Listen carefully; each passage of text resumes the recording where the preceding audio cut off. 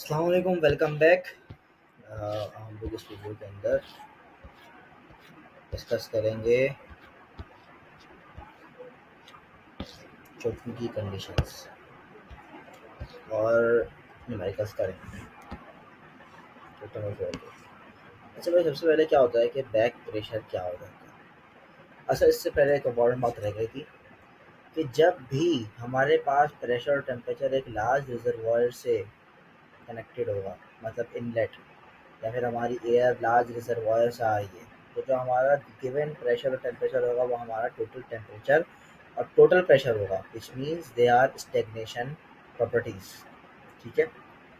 और back pressure से मुराद क्या है कि ये सक करने वाली जो शक्ति है ना उसकी, वो है। बैक प्रेशर से मुराद एटमॉस्फेरिक प्रेशर भी हो सकता है या जो वो गिवन करे, मोस्टली एटमॉस्फेरिक प्रेशर होता है। अच्छा, अगर हमारे पास बैक प्रेशर टोटल प्रेशर के बराबर हो जाए तो फ्लो मूव ही नहीं करेगा, क्योंकि there will be no pressure difference. अगर हमारा बैक प्रेशर बड़ा हो जाए क्रिटिकल प्रेशर से, what is critical pressure? Critical pressure वो है जिस पर चोकिंग शुरू होती है। सही है, इस पर चोकिंग शुरू होती है। What is choking? That flow will not change. ये चोकिंग की कंडीशन है। जब तक प्रेशर हमारे पास बैक प्रेशर चोकिंग प्रेशर से बड़ा है, मतलब तब तक क्या होगा कि फ्लो होगा, मतलब सही फ्लो हो रहा है। एंड जब हमारे पास बैक प्रेशर चोक थ्रोट के प्रेशर, यानी थ्रोट का प्रेशर का नाम भी क्रिटिकल प्रेशर होता है, क्रिटिकल प्रेशर को चोकिंग प्रेशर भी बोलते हैं, उसके बराबर हो जाएगा, तब हमारे पास सारी कंडीशन क्रिटिकल वाली अचीव हो जाएंगी। मार्क नंबर भी हम क्रिटिकल यूज़ करेंगे, टेम्परेचर भी क्रिटिकल यूज़ करेंगे, प्रेशर भी क्रिटिकल यूज़ करेंगे, सारी चीज़ें हमारी क्रिटिकल वाली ऑटोमेटिकली हो जाएंगी। ऑल्दो अगर हमारा बैक प्रेशर से मुराद एग्जिट प्रेशर भी ले सकते हैं आप अभी राइट नाउ। अगर हमारा एग्जिट बैक प्रेशर हमारा क्रिटिकल प्रेशर से भी कम हो जाता है, तब भी चोकिंग की कंडीशन है, तब कोई फर्क नहीं आएगा। और भले जीरो भी कर देंगे तब भी वो चोकिंग ही है। सही है, ये बहुत इंपॉर्टेंट पॉइंट है। मतलब इस पॉइंट के बाद हम लोग जो है फ्लो के अंदर कोई चेंज नहीं देखेंगे, जो मास फ्लो रेट है वो फिक्स हो जाएगा। मतलब ऐसा नहीं है कि आप ऐसा सक्शन की मशीन लगा दें कि बस फुल वो 1 सेकंड में टंकी खाली, ऐसे नहीं होगा। सही है, ऐसा नहीं होगा वो, मतलब एक जगह फिक्स हो जाएगा वो। बात आती है इस पर, शायद उसको रीड आउट कर सकते हैं। ये देखें, मास फ्लो रेट जैसे ही P asterisk upon P total के बराबर आया, यानी बैक प्रेशर के बराबर आया, तो वो चोकिंग की कंडीशन अचीव हो गई। अब भले जितना कम करते रहो प्रेशर, कोई फर्क नहीं पड़ता। अच्छा, ये सवाल आ गया हमारे पास, बहुत इजी सवाल है और बहुत ही समझने के स्टार्टिंग लेवल का है ये, इंशाल्लाह समझ में आएगा।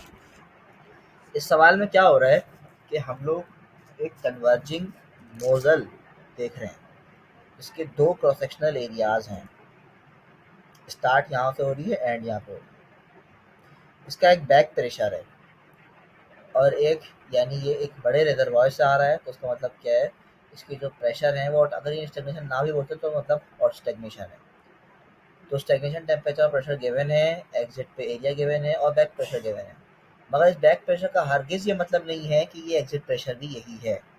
हम चेक करेंगे, अगर हमारे पास चोकिंग की कंडीशन है तब हमारे पास क्रिटिकल प्रेशर जो है बैक प्रेशर होगा और एग्जिट प्रेशर होगा।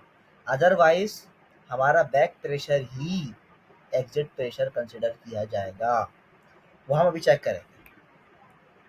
सबसे पहले हमने यही काम किया कि एग्जिट का एरिया गिवन था और बैक प्रेशर गिवन था, टोटल प्रेशर टोटल टेम्परेचर भी गिवन था।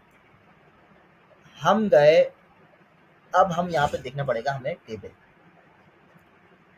अच्छा, यहाँ पर हम क्या है कि एक इम्पॉर्टेंट बात को डिस्कस करते हैं टेबल सी के हवाले से।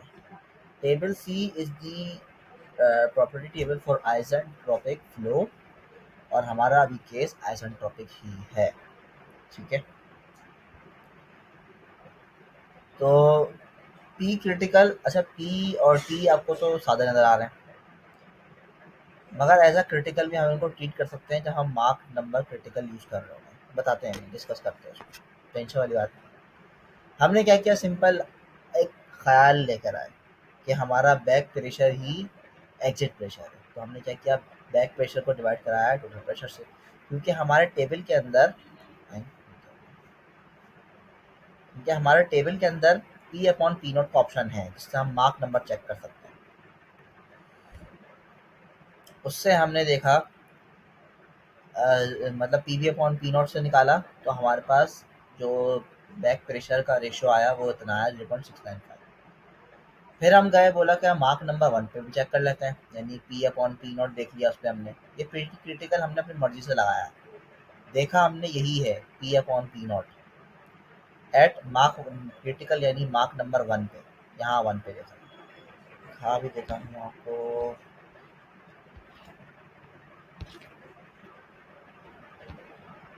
मार्क नंबर वन 0.5283, 0.5283, ठीक है, एट मार्क वन पे देखा, पता ये चला कि P B upon P naught बड़ा आया है as compare to P asterisk upon P naught. P asterisk तो हमने खुद लगाया है, पी अपॉन पी नॉट जो कि यानी एट क्रिटिकल कंडीशन। तो उससे मालूम ये हुआ कि अभी भी बैक प्रेशर बड़ा है as compare to critical pressure. तो उसका मतलब ये हुआ कि हमारा एग्जिट पे जो प्रेशर है वो बैक प्रेशर के बराबर है, जिसकी वजह से चोकिंग की कंडीशन अभी तक अचीव नहीं हुई है। तो हमने ये मालूम किया कि हाँ, हम जाके देखेंगे 0.695 पे जो मार्क नंबर है वही हमारा एक्चुअल मार्क नंबर होगा एट दी एग्जिट कंडीशन। सवाल में हमें निकालना क्या है, तो हमने देखा ही, डिटरमाइन दी मार्क नंबर और एग्जिट पे नोजल का टेम्परेचर बताना है और मास फ्लो रेट बताना है। तो मार्क नंबर तो हमारा निकल गया, हम एग्जिट पर 0.695 को देख लिया हमने। फिर हम लोग वैसे ही टी अपॉन टी नॉट का भी एक ऑप्शन है, टी अपॉन टी नॉट का, तो वही हमने मार्क वन पे जाके देखा है, तो जो आया उसको हमें सिंपल टी नॉट हमें मालूम था, रेशियो को मल्टीप्लाई करा देंगे तो एग्जिट पर टेम्परेचर भी हमारा आ गया। इसी तरह हमने आगे गए तो ये मास फ्लो रेट के लिए ये ऑप्शन है, mass flow rate under root R T naught divided by A P naught. T naught और पी नॉट दोनों ही हमें मालूम है, तो हमारा काम हो गया। बिल्कुल देखें ऐसा ही। अब आगे चलते हैं हम, ये आ गया वन डायमेंशनल आइसेंट्रोपिक फ्लो। खैर तो पूरा हटा दिया, वन डायमेंशनल आइसेंट्रोपिक फ्लो है। अब हम यहाँ देख रहे हैं कन्वर्जिंग डाइवर्जिंग नोजल्स के बारे में, यहाँ पे हमें देखना पड़ेगा, बात इंपॉर्टेंट है, ये चीज़ इंपॉर्टेंट है।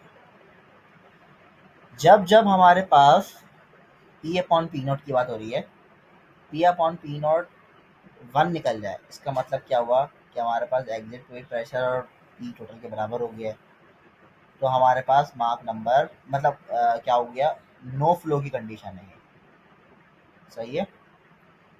और जैसे जैसे हम प्रेशर को कम करते जाते हैं तो मार्क नंबर इंक्रीज होता है, मार्क नंबर इंक्रीज हो रहा है एट कन्वर्जिंग में, और फिर अगर अचीव नहीं किया यहाँ पर क्रिटिकल कंडीशन, मिसाल के तौर पे यहाँ पे सबसोनिक फ्लो आया, वो उसने नोजल की तरफ यहाँ पे कन्वर्जिंग वाला पार्ट नोजल की तरफ बिहेव किया, कन्वर्जिंग कन्वर्जिंग कन्वर्जिंग, मगर इतना कन्वर्ज नहीं हुआ कि इतना ज़्यादा प्रेशर रिड्यूस नहीं हुआ कि वो क्रिटिकल कंडीशन पहुंच जाए, यानी मार्क वन पे अचीव होए।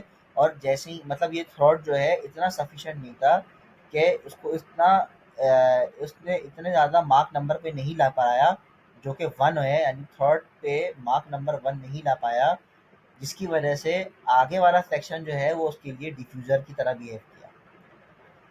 अगर यहाँ पर मार्क नंबर वन आया था और फिर क्योंकि बैक प्रेशर ज़्यादा होता तो सक्शन यानी धक्का भी मिलता उसको, तो क्या होता, मार्क नंबर वन से बड़ा होता, और ये जो मुंह उसका खुला हुआ है ये हमारे पास डिफ्यूज़र नहीं एज अ नोजल बिहेव करता, जिससे हमारे पास क्या होता कि मार्क नंबर वन से बड़ा अचीव हो जाता, मगर ऐसा नहीं हुआ, इतना ज़्यादा सफिशिएंट नहीं था। तो पहले मार्क नंबर वन के करीब आ रहा था, करीब आ रहा था, फिर क्या हुआ, पूरा नहीं पहुंच पाया, तो फिर वो डिफ्यूज़र की तरफ ये किया तो जोर टूट गया।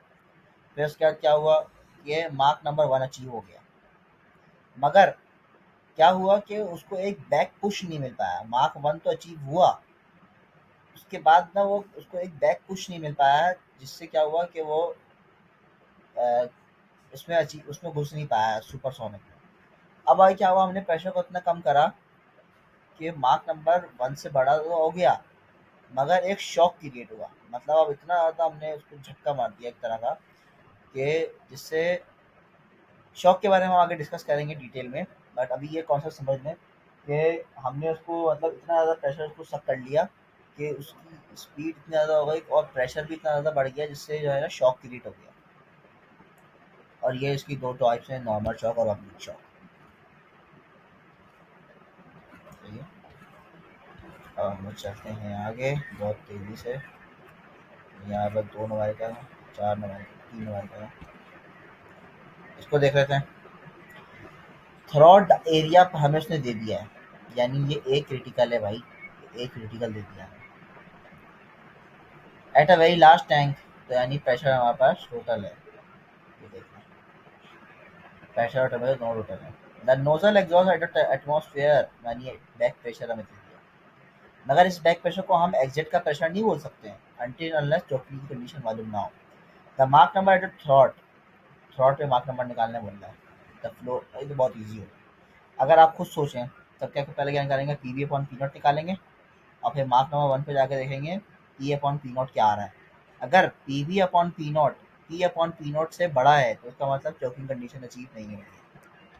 देख लेते हैं, एक तो तरीका ये था, ऐसा चेक कर लेते हैं, इससे भी चेक हो जाता।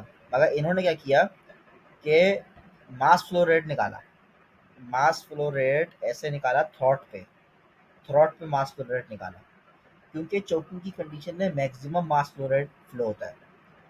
तो अगर ये वाला मास फ्लो रेट चोकिंग वाले मास फ्लो रेट के मुकाबले में छोटा निकला, तो उससे क्या होगा कि अभी तक चोकिंग की कंडीशन अचीव नहीं होगी।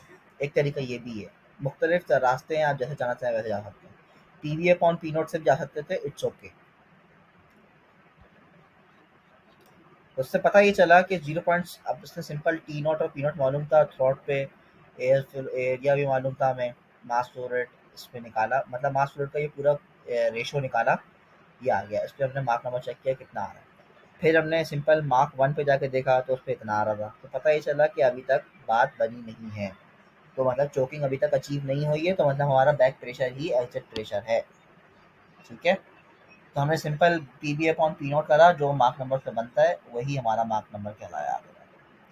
अगर वो एग्जिट पे हमें मानता तो हमने सिंपल एम ई पे जाके देख रहे थे, जो मास फ्लो रेट का रेशो है, और उसमें सिंपल वैल्यूज पुटिंग करनी थी, हमारे पास आंसर आ जाता।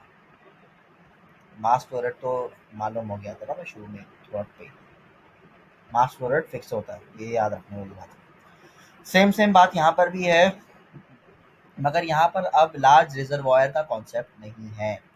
At a point of upstream, throat is in a converging diverging nozzle. The velocity, temperature and the pressure are, velocity, temperature और pressure दे दिया उसने। अच्छा देखें, velocity और static temperature की वजह से मैं अभी total temperature निकाल सकता हूँ, जो कि through out the process same रहता है। और जब मैं यहाँ से टोटल टेम्परेचर निकाल सकता हूँ, तो टोटल प्रेशर भी निकाल सकता हूँ।